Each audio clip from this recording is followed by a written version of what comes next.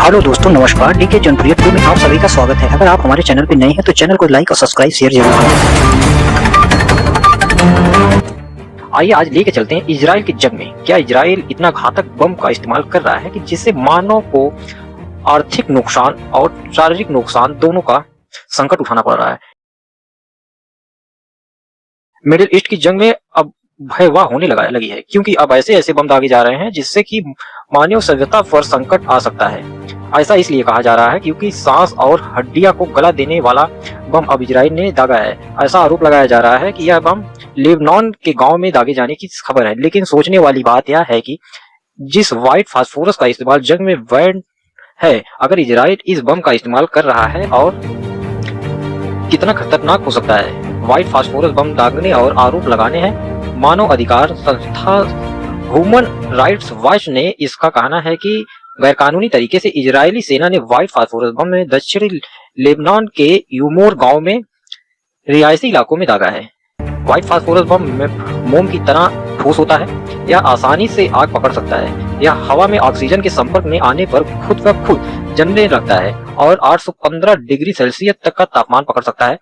इसके संपर्क में आने से जलन और खुजली होती है। लीवर, गुर्दे, दिल, फेफड़े और हड्डियां को नुकसान पहुंचाता है और मौत तक हो सकती है। आप सोच सकते हैं, इंसान का शरीर जहां 50 से 60 डिग्री टेम्परेचर तक नहीं झेल सकता है, वहां 815 डिग्री सेल्सियस का बम क्या असर करेगा। ह्यूमन राइट्स वॉच ने सन तस्वीरों को जीओके और वेरीफाई करके कहा है कि इजराइल ने दक्षिणी लेबनान के यूमोर गांव के रिहायशी इलाकों पर अर्ली बम से फायर किया है। इस बम से क्या किसी को नुकसान हुआ है, यह नहीं पता चल सकता है। अब आइए जानते हैं व्हाइट फास्फोरस बम से होने वाले नुकसान कौन कौन से हैं।